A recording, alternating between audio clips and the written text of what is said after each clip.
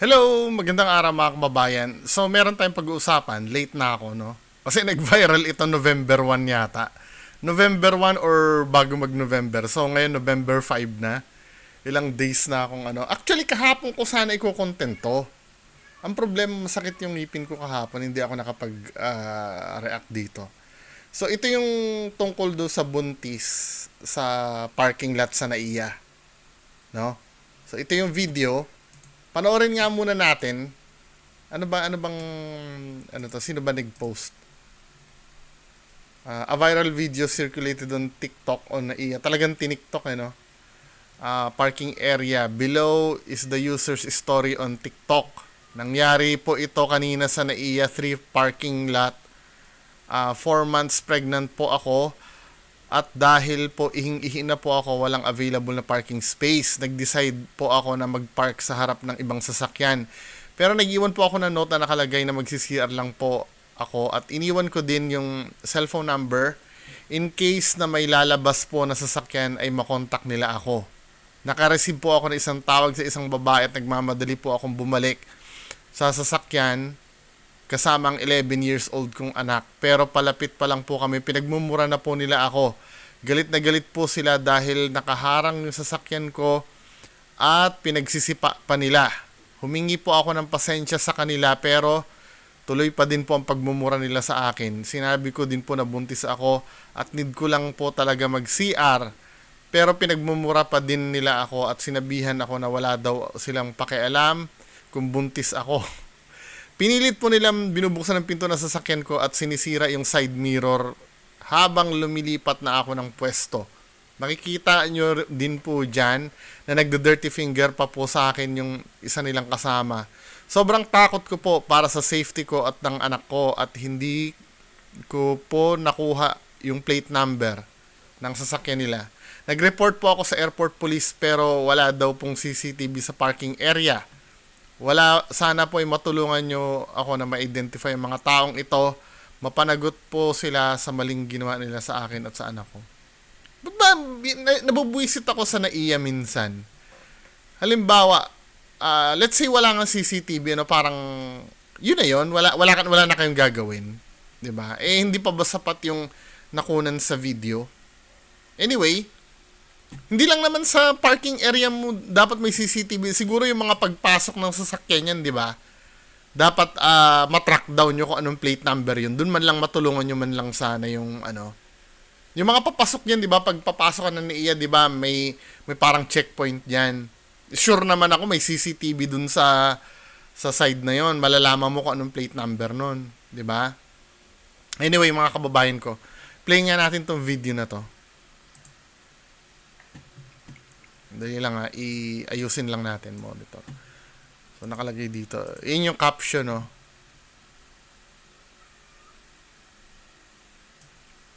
So, play na natin to mga men. Same lang ba to nung video? Wait lang ha. Same lang ba ito nung video nito? Iba. So, unahin muna natin to.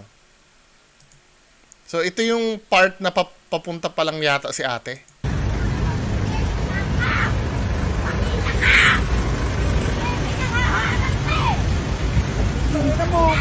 Ano to? Sorry po, So, ito yon, ano?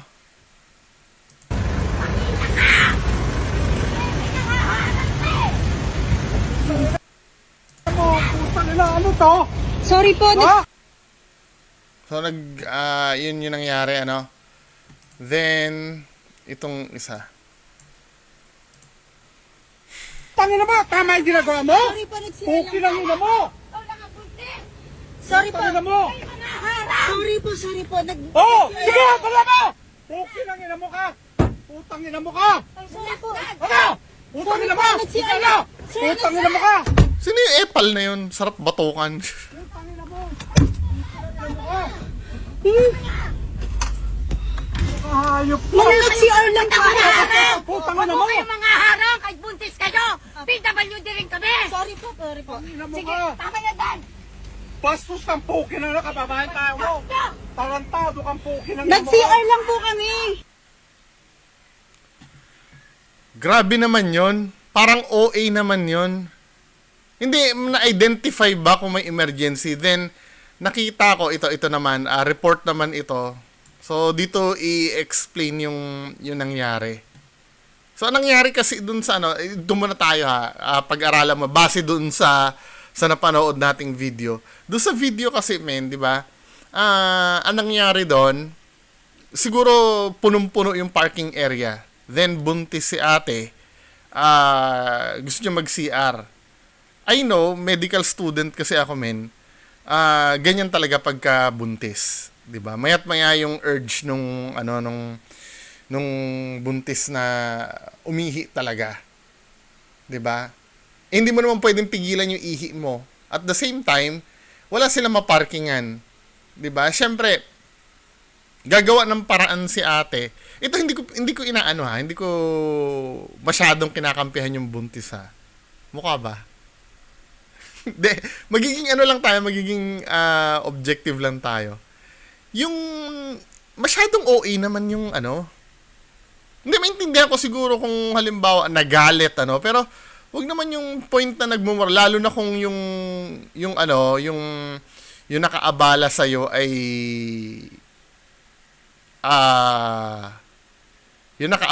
iyo ay nagsusorry naman. Yung galit siguro, okay lang yon, 'di ba? May mga tao naman talaga na mababa ang tolerance sa ganyan na magagalit. Pero not to the point na pati yung nabuisit ako doon sa ito. Yung nag-dirty finger pa, nabubuisit ako dito Yung akala mo feel niya yung hindi na lang umawat doon sa magulang niya siguro yon. Tingnan mo CR lang. Masyadong OA yung reaction. Tingnan mo itong na to. Ano mo ka? Sorry po. Ano?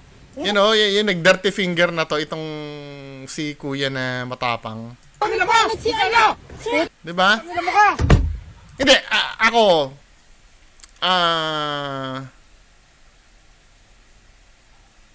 ano ba, hindi, na-explain ba na itong mga nagagalit na to? Kung ano yung reason, bakit galit na galit sila? I mean, may hinahabol din ba sila?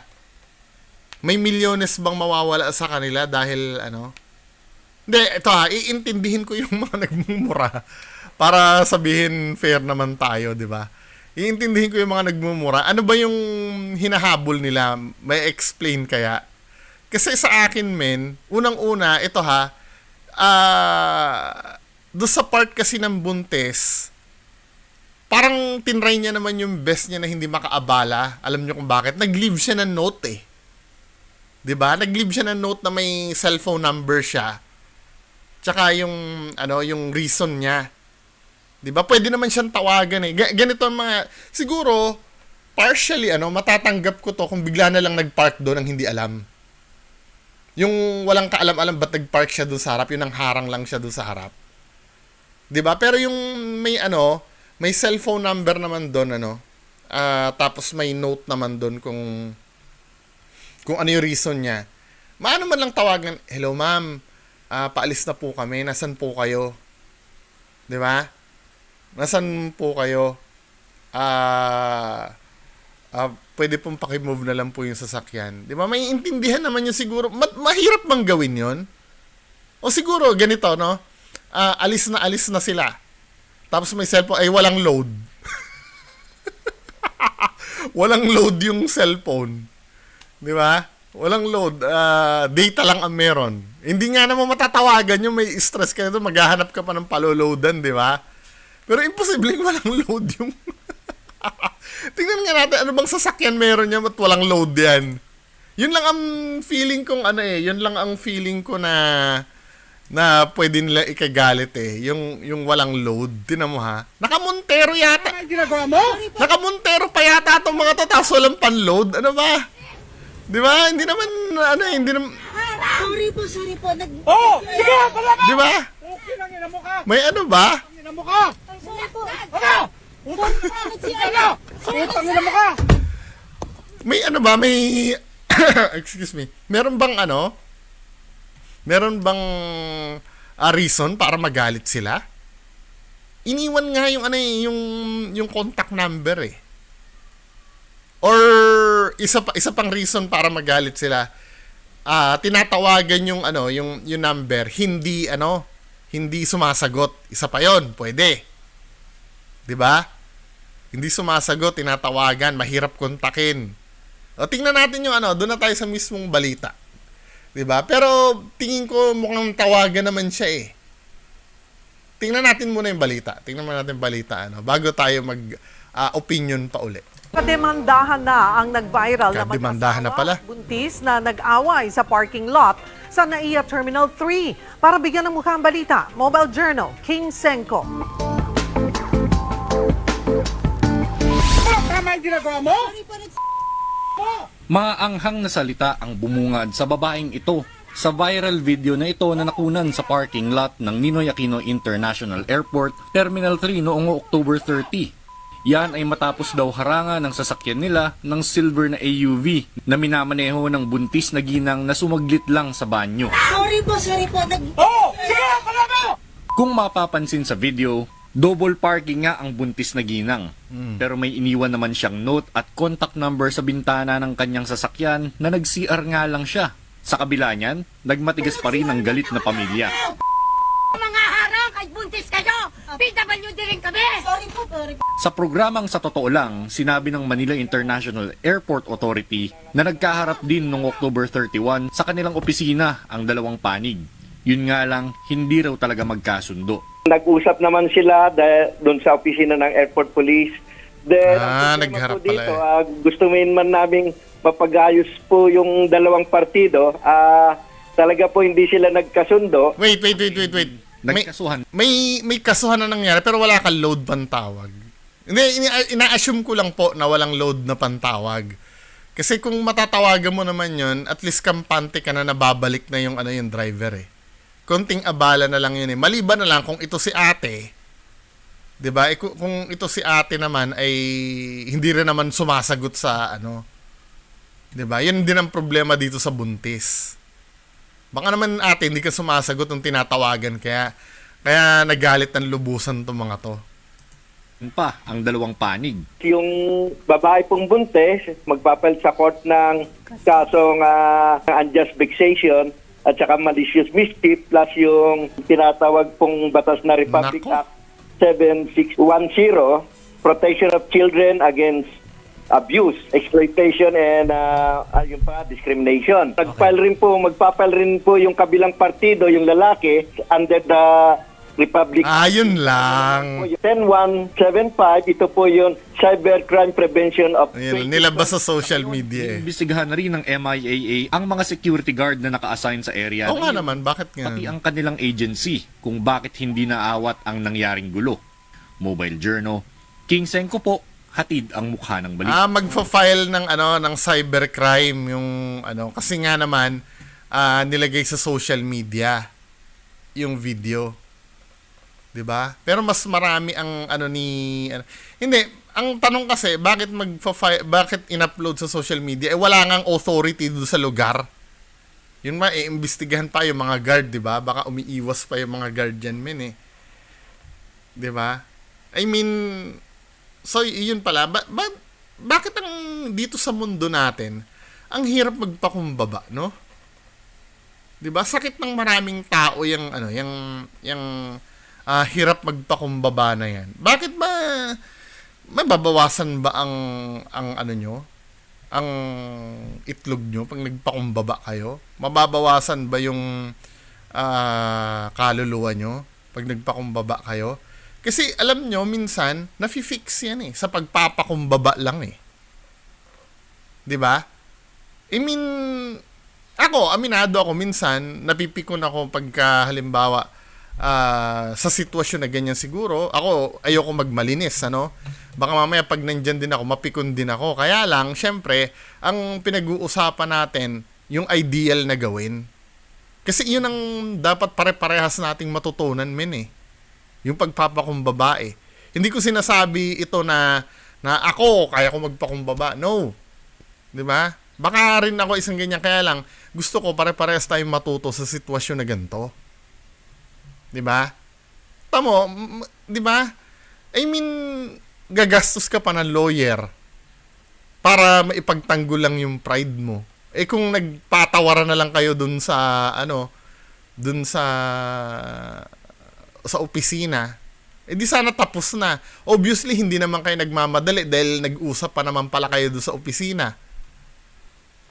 'Di ba, men? I mean, yung mga ganitong tao, actually hindi tayong mga tao, 'di ba? Kalimitan niya ng pagkukulang natin sa sarili natin eh. 'Di ba? Mas gusto natin yung yung mas madugo na paraan.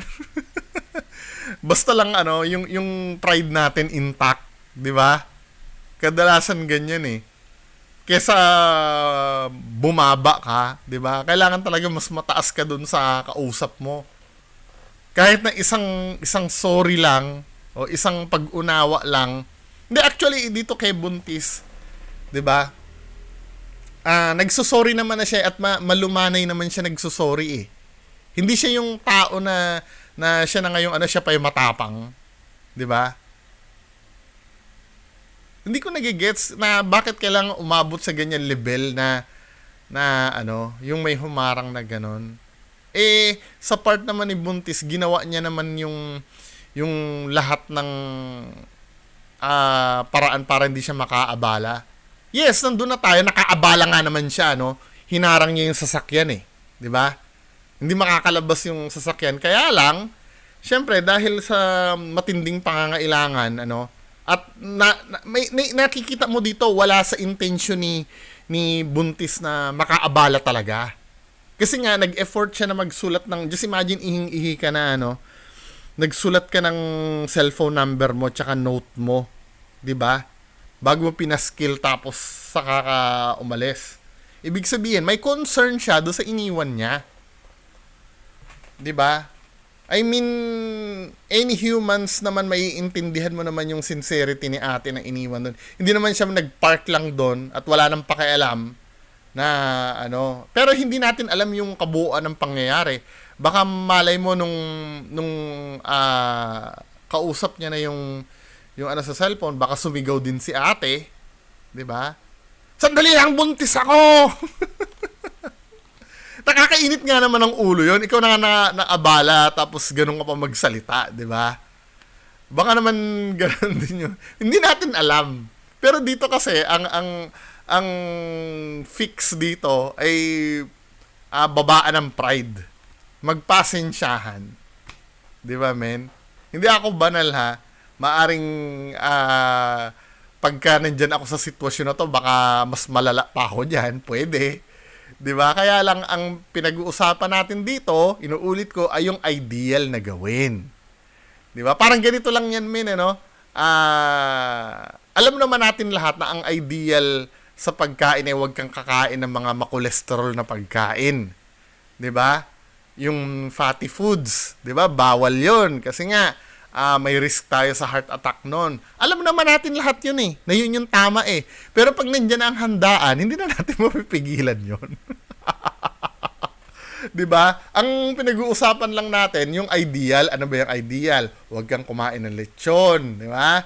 Huwag kang kumain ng mga bulalo. Ang kainin lang natin yung mga damo, yung mga broccoli, chop suey, 'di ba? Mga ganun lang tayo. Kaya lang syempre, tayo ay tao lamang, 'di ba? Mas tayo dun sa mga lechon-lechon. Yun ang analogy ko dito, 'di ba? Hindi ko sinasabi na ako yung banal, 'di ba? Kayo ay wag niyong gawin 'yan, 'di ba? Ako din, prone din ako na gumawa niyan. Kaya lang, 'di ba? Ang ideal na gawin, magpakumbaba. Magpakumbaba na lamang, 'di ba?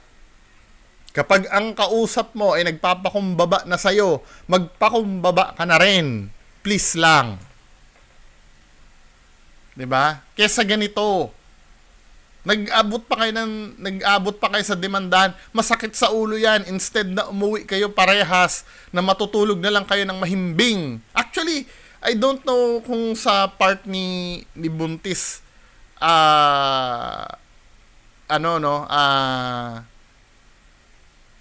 nandun yung pride. Maybe, di naman natin napanood yung usapan. 'Di ba? Siguro kaya siya napilitan magkaso na lang dahil ayaw siyang tigilan nitong mga to. Kung magkaso, di magkakaso din yung kabila. 'Di ba, men? Yun lang naman, no? To, aftermath, anong nangyari? Maghahanap kayo parehas ng abogado. 'Di ba? Itong pamilya na to. Baka mamaya, ay putya, kung yung si kuya na teenager, mukhang teenager yata to, pag 18 years old din na bab na yan, baka mamaya kasama din sa kakasuhan yan, di tatlo pa kayong, may kaso ngayon. Si nanay, si tatay, pati itong, itong teenager na to. 'Di ba? At kung may issuehan pa kayo ng warrant of arrest tatlo, magbe-bail pa kayong tatlo. Abalang-abala, 'di ba, men? Ano ba yung mga kaso? Ulitin nga natin. Tingnan nga natin yung mga kaso. Pero may iniwan naman siyang note at contact number sa Yung unjust vexation, parang mahina lang yun eh. 'Di ba? din noong October 31 sa kanilang opisina ang dalawang panig. Yun nga lang, hindi raw... Wait. Nag-usap naman sila doon sa... Bakit di ba, October 31 nangyari? Bakit magkakaso ng anti-cybercrime nung time na yun, hindi pa na-upload sa sa social media? Or na-upload na agad? Tapos October 31. Or nangyari siguro, October 29 nangyari, then nagkita sila October 31. Mga ganun siguro. Kasi malabo yung Ulitin nga natin. talaga magkasundo. Nag-usap naman Ang opisina ang dalawang sinabi ng Manila International Airport Authority na nagkaharap din noong October 31 sa kanilang Kung nagkaharap din, abangan October 31 talaga nangyari to. opisina ang dalawang panig. Yun nga lang, hindi raw talaga magkasundo. nag-usap naman sila doon sa opisina ng Airport Police. Then, ang problema po dito, gusto man naming mapagayos po yung dalawang partido. Talaga po hindi sila nagkasundo. Ang ending, nagkasuhan pa ang dalawang panig. Yung babae pong buntes, magpapal sa court ng kasong unjust vexation Unjust vexation. at saka Malicious mischief. mischief plus yung tinatawag pong batas na Republic Ito Act yung mabigat. 610, Protection of Children Against Nako! Abuse, Exploitation, and Discrimination. yung pa, discrimination. Ano ba? Mabibigat na kaso ba to? Parang child abuse ba to? Mukhang child abuse to. Children against abuse eh. Nako! Tayo dyan, men. Nag-file rin po Hindi ako legal expert. Yung mga nakakaalam lang po, pakibahagi na lang po sa comment section. magpapal rin po yung kabilang partido, yung lalaki, under the Republic Act. Yung sa kanya naman po, yung 10175, ito po yung Cybercrime Prevention of 2012. Cybercrime, di ba? Yung unjust vexation, alam ko mahinang kaso lang yun eh. Tapos, I don't know about do sa malicious mischief ha. Paki-educate po ako dyan sa sa comment section. Ayon, iniimbestigahan na rin ng MIAA. Di ba? Paano yan, men? Di ba? Anyway, bahala kayo dyan, Buhay nyo yan, eh. Pero sinasabi ko lang naman, lahat naman yan, mape-prevent yan. Kung, halimbawa, nagpakumbaba na lang kayo. Nagpakumbaba na lang. Di ba? Inintindi na lang kung ano yung feelings nung kabilang partido. Inintindi na lamang. 'Di ba? Ganun na lang po sana 'yung nangyari. 'Di ba? Hindi na nagmatapang pa. 'Di ba? Gumawa na nga yung kabilang partido ng effort para isipin nyo na hindi kayo sinasadyang abalahin. Nagsulat na ng note doon at ng number para tawagan nyo na lamang. Pero pinagmumura nyo pa rin. Diba? Di sana kung hindi nyo ginawa yon, parehas kayong umuwi ng bahay at mahimbing ang tulog nyo. At wala na kayong iisipin. Diba? Anyway, mga kababayan ko, yan lang po muna. Maraming salamat. Bye-bye.